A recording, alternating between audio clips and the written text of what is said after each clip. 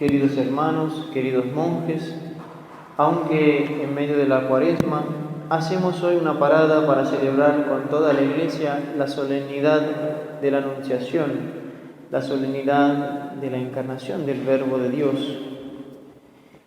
Y esta solemnidad tiene como tres dimensiones: una cristológica, otra mariana y otra antropológica, por la referencia que tiene con la vida humana, esa humanidad que el Verbo quiso asumir por nuestra salvación, sanando, elevando y divinizando lo que a causa del primer Adán se había corrompido, se había rebajado.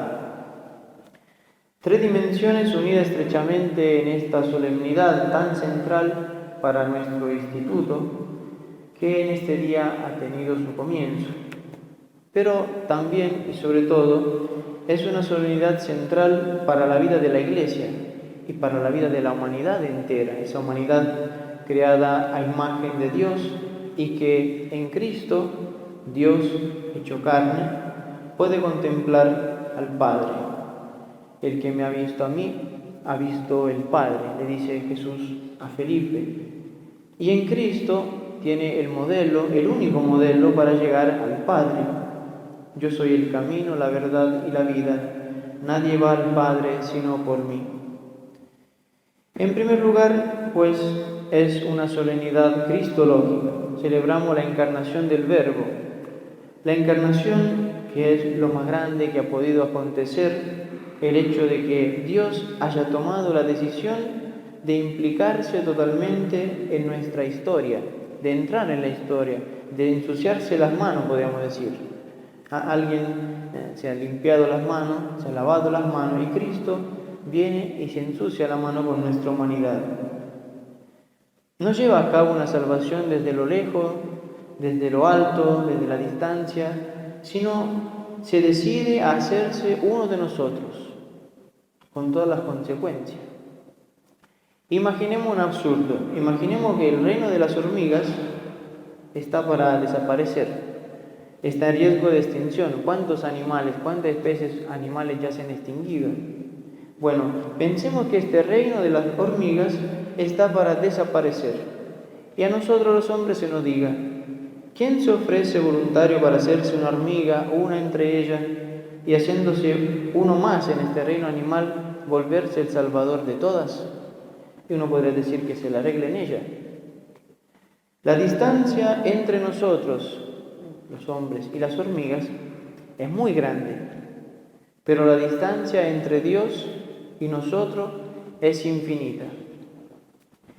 El ejemplo de las hormigas ciertamente es un absurdo, pero puede ayudar a caer en la cuenta de lo que es la encarnación, la inmensidad del don que hemos recibido de Dios en su Hijo y que estamos celebrando. Dios se ha hecho uno de nosotros con todas las consecuencias. La más decisiva, ciertamente, la redención, que pasa por la cruz, pasa por su muerte en la cruz. Y todo eso a nosotros nos cuesta incluso imaginarlo, el tamaño, la grandeza de ese misterio. Aristóteles, muchos años antes que Cristo, se preguntaba si el hombre puede tener amistad con Dios. Y dice: para tener amistad hay que tener una cierta semejanza. Los amigos se asemejan de alguna forma. Entonces es imposible tener amistad con Dios. Y eso tiene sentido. ¿Puede tener amistad un hombre, un ser humano, con una hormiga? Ciertamente que no. ¿Cómo puede tener amistad un hombre con una hormiga? Y Aristóteles, al no conocer la encarnación, pues responde con mucha lógica. ¿Cómo pueden Dios y el hombre tener un diálogo de amistad? Es imposible, hay demasiada desemejanza, demasiada distancia. Justamente eso es lo que ha hecho la encarnación, acortar la distancia y hacer que Dios sea nuestro amigo y que entre nosotros y Él pueda haber un diálogo de amistad, un diálogo personal. El hecho de la redención es algo universal, pero también es algo personal. Cristo se encarnó por mí, Cristo padeció por mí, Cristo fue a la muerte por mí, murió en la cruz por mí y resucitó por mí. Es algo personal. En segundo lugar, es una fiesta mariana, decíamos. Es una fiesta mariana porque Dios quiso realizar la encarnación tocando la puerta. A pesar de ser el omnipotente, el que ha hecho toda la creación, pide y espera el consentimiento de una criatura. Obra con delicadeza, podríamos decir. Toca la puerta y llama, así como nos dice el libro del Apocalipsis, para poder entrar y comer con nosotros, para poder entrar en comunión con la humanidad. Dios toca la puerta y espera. Imaginémonos que hubiera sido si la Virgen María no le hubiese abierto la puerta a Dios, sino le hubiese abierto su corazón a la gracia de Dios. San Bernardo, contemplando este misterio, se dirige a María y le dice: María, por favor, di que sí, que de tu sí dependemos todo. Dios ha querido ser acogido, recibido por la humanidad. Y esta respuesta de María ha sido necesaria para que la salvación llegue hasta nosotros, entre nosotros. El que te creó sin ti, no te salvará sin ti, ha dicho San Agustín. Y la salvación se nos propone libremente, sí, pero tiene que ser acogida, tiene que ser recibida. Y María es para nosotros el modelo de la docilidad, de esa acogida al don de Dios, la acogida del don de Dios. Ojalá podamos nosotros también, queridos hermanos, decir que no le hemos negado nunca nada a Dios, que nunca nos hemos cerrado a ese don de la gracia. En María vemos la apertura del corazón del hombre a los dones de Dios. Lo peor que puede pasar en esta vida a cada uno de nosotros, lo peor que nos puede pasar es que nosotros no nos abramos a la gracia de Dios. María nos indica cómo ha de ser nuestra respuesta a la gracia de Dios. Es el modelo de la perfecta apertura a la gracia. Toda su vida fue un prolongado sí a la voluntad de Dios. No resistamos, pues, interiormente a las inspiraciones de Dios. María es para nosotros modelo de docilidad a la gracia.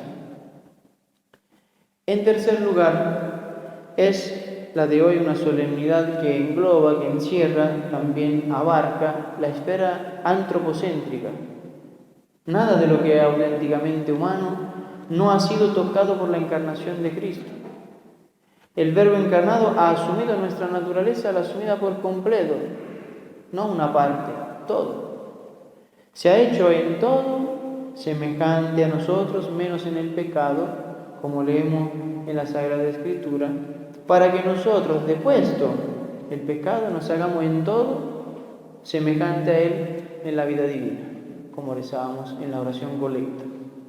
Como miembro del Instituto del Verbo Encarnado, tenemos la tarea de enseñorear para Jesucristo todo lo auténticamente humano, aún en las situaciones más difíciles, en las condiciones más adversas, nos dicen nuestras constituciones, buscando de hacer que cada hombre sea como una nueva encarnación del Verbo, una humanidad añadida,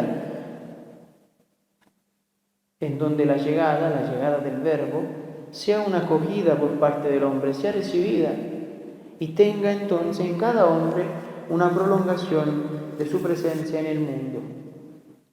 Para hacer esto, para llevar a cabo esa tarea que todos tenemos, un elemento fundamental es la libertad.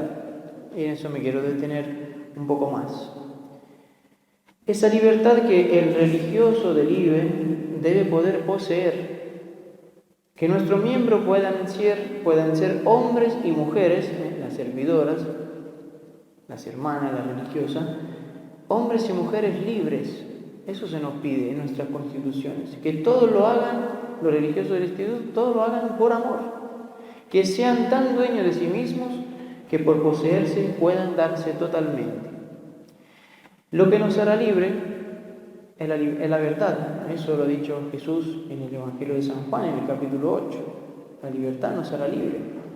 Y esa verdad es la que hoy estamos celebrando, la que celebramos hoy en su entrada en el mundo. Cristo es la verdad, que vence sobre los engaños del enemigo que tenía atado al hombre. Nuestro Señor rompe esos lazos y nos muestra la verdad por medio de la cruz. Dice San Pablo en la carta a los Gálatas, para ser libre nos libertó Cristo, y Cristo nos libertó sobre la cruz, por medio de la cruz. Manteneos pues, sigue el apóstol, manteneos firmes y no os dejéis oprimir nuevamente bajo el yugo de la esclavitud. Es decir, no volvamos nuevamente a pactar con la mentira, con lo resbaloso, peligroso, de los atractivos del mundo, del demonio, de la carne. La nuestra es una vocación a la libertad, la cual va a la par con la vocación a la salvación, que es la vocación a la santidad. Porque, sigue San Pablo en la misma carta a los Gálatas, habéis sido llamados a la libertad, solo que no toméis de esa libertad pretexto para la carne, antes al contrario, servíos por amor los unos a los otros. Para esto se requiere una cada vez más grande docilidad a la acción del Espíritu Santo, porque el Señor es Espíritu, dice San Pablo, y ¿dónde está el Espíritu del Señor? Ahí está la libertad.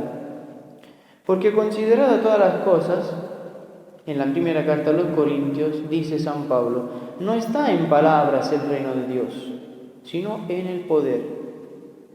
O sea, en cumplir la voluntad de Dios, como hemos cantado en el Salmo, la cual, dice Santo Tomás de Aquino, es lo mismo que decir ser santo. Ser santo es cumplir la voluntad de Dios. La santidad se identifica con la libertad y la libertad se identifica con la santidad. Y dice San Juan de la Cruz, cuando en ese dibujo de la subida al monte ya el alma llega a la cumbre, dice, ya por aquí no hay camino, que para el justo no hay ley. En efecto, el justo es el que ha comprendido plenamente las exigencias de la vocación cristiana y quiere seguir el modelo de Cristo, el Verbo hecho carne, y también el modelo de María, que con su docilidad ha sido el medio libre para la redención, uniendo su vida a la cruz del Hijo. La verdad que nos hace libre pasa, pues, por la cruz. Pero, queridos hermanos, queridos monjes, no en una cruz solamente predicada, no una cruz solamente enseñada, una cruz vivida, calada a lo concreto, en mi día a día, aquí en el monasterio, allí en sus casas. No está en palabra el reino de Dios, hemos dicho con San Pablo, sino en el poder, en la sumisión crucificante a veces a la voluntad de Dios. Crucificante, sí, pero que es el fundamento de la alegría, porque la alegría se desprende de la cruz.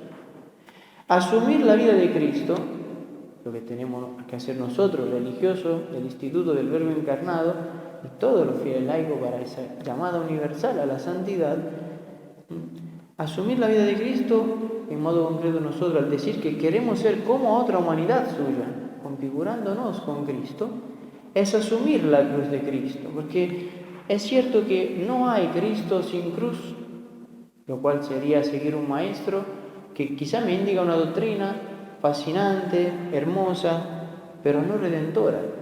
La cruz es lo que nos redime. Y no hay cruz sin Cristo, vaciada de la fe, de la esperanza y de la caridad teologal, de esas virtudes cristianas que son el fundamento de nuestro progreso en la vida de unión con Dios. Si realmente podemos dar gracias a Dios porque nuestra pequeña familia religiosa ha dado fruto en estos pocos años, creo que se debe al esfuerzo de apegarse, al esfuerzo personal de cada uno de los miembros, de apegarse a este misterio tan hondo que está encerrado detrás de la encarnación. Misterio que encierra un escándalo, la muerte del Hijo de Dios, pero que tira ahí un puente entre este mundo tan necesitado de la redención, tan corrompido, y la casa del Padre, el cielo. Y ese puente es la cruz. Puente de esperanza, porque la cruz está con Cristo y el Cristo con la cruz. Puente de esperanza que hay que transitar con libertad. Eso nos ofrece el Verbo encarnado. Y eso vivió a lo largo de su vida nuestra Madre María Santísima. A ella le pedimos hoy la gracia de ser religiosos fieles a nuestro carisma, religiosos libres que sepan con madurez aceptar y abrazarse con la fecunda cruz del Verbo encarnado. Así sea.